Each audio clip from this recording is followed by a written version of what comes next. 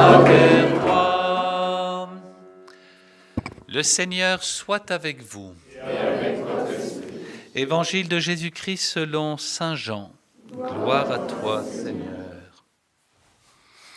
En ce temps-là, Jésus disait aux Juifs, « Amen, amen, je vous le dis, si quelqu'un garde ma parole, jamais il ne verra la mort. » Les Juifs lui dirent, « Maintenant nous savons bien que tu as un démon. Abraham est mort, les prophètes aussi, et toi tu dis, « Si quelqu'un garde ma parole, il ne connaîtra jamais la mort. » Es-tu donc plus grand que notre père Abraham ? Il est mort et les prophètes aussi sont morts. Pour qui te prends-tu ? Jésus répondit, « Si je me glorifie moi-même, ma gloire n'est rien. C'est mon Père qui me glorifie, lui dont vous dites, il est notre Dieu, alors que vous ne le connaissez pas. Moi je le connais, et si je dis que je ne le connais pas, je serai comme vous un menteur. Mais je le connais, et sa parole je la garde. Abraham, votre père, a exulté, sachant qu'il verrait mon jour. Il l'a vu, et il s'est réjoui. » Les Juifs lui dirent alors, « Toi qui n'as pas encore 50 ans, tu as vu Abraham ?» Jésus leur répondit, « Amen, amen, je vous le dis, avant qu'Abraham fût, moi je suis. » Alors ils ramassèrent des pierres pour les lui jeter. Mais Jésus, en se cachant, sortit du temple. Acclamons la parole de Dieu.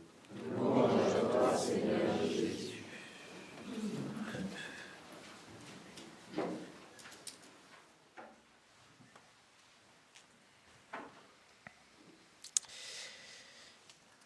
Quelques mots pour nous inviter à méditer sur cette multitude qui a été promise à Abraham. Abraham qui a été interpellé par le Seigneur, qui s'est révélé à lui et qui lui a donné, plutôt qu'il lui a fait une promesse et qui lui a donné une mission. Abraham qui s'appelait, il était déjà un peu un errant, et finalement, Abraham devient Abraham, donc père d'une multitude, et non pas père exalté, comme on pourrait le comprendre en hébreu. Père d'une multitude. Tu seras le père d'une multitude, mais à quelles conditions ? À condition de garder ma parole et de suivre mes lois. À condition de suivre mon alliance entre toi et moi. Et cette descendance qui sera donnée à Abraham, ce n'est pas une descendance biologique, c'est une descendance dans la foi. Tous ceux qui vont à la suite d'Abraham, être fidèles à l'alliance, être fidèles à la parole de Dieu et reconnaître et accueillir Dieu, l'unique, le vrai, qui guide ce peuple. Et parmi ces descendants, il y a donc ce grand peuple juif qui croit en Dieu, et puis il y a Jésus qui se révèle pour le coup la promesse des promesses.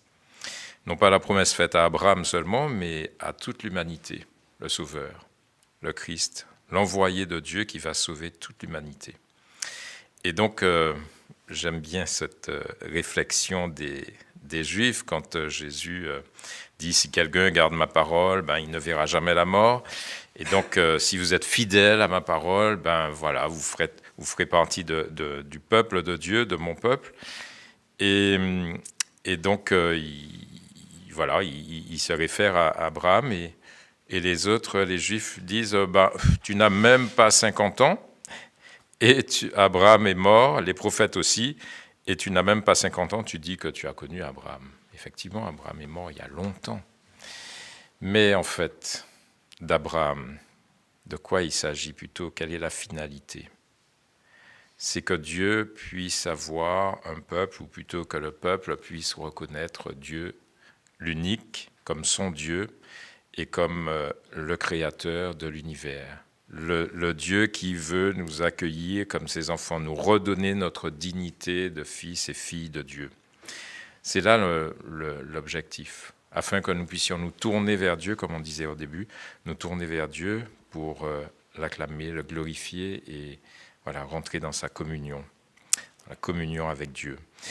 Et donc, j'ai fait mémoire de Cyprien et d'Aphrose et de leurs enfants qui ont rejoint le Père, qui sont décédés, qui sont nés au ciel le 7 avril 1994. Eh bien, eux aussi, ils connaissent maintenant la gloire de Dieu, certainement. Voilà, en tout cas, ils connaissent, ils voient ce que nous ne voyons pas encore. J'aime beaucoup cette expression que je répète souvent. Quand on décède, on voit enfin ce que nous ne voyons pas encore et que nous vivons dans la foi. Tout comme Abraham. Il a vécu dans la foi. Et puis, mort, il a vu Dieu qu'il n'avait pas vu et qu'il n'avait pas, vu de son vivant. Nous aussi, lors du passage, on va voir ce que nous vivons encore aujourd'hui dans la foi. Voilà, donc Cyprien d'Aphrose et leurs enfants voient maintenant ce que nous vivons dans la foi. Ils ont, de leur temps, ils ont vécu dans la foi en Jésus, Christ, mort et ressuscité pour nous, et ils sont en cela, d'une certaine manière, des modèles pour nous. Alors, ils ne sont pas encore reconnus saints par l'Église, attention, je n'en fais pas des saints, mais tout chrétien et tout baptisé est appelé à être un témoin pour les autres et pour le monde. Et puis certains en particulier, voilà, parce qu'ils ont une vie beaucoup plus, comme on va dire, plus intense de communion avec Dieu. Voilà. En tout cas, nous faisons mémoire de ceux-là qui nous ont précédés. Et tout comme Abraham, nous sommes invités à vivre dans la foi, à être ces descendants du Père dans la foi, à être ceux-là qui vont reconnaître Jésus, qui vont reconnaître Dieu dans notre vie.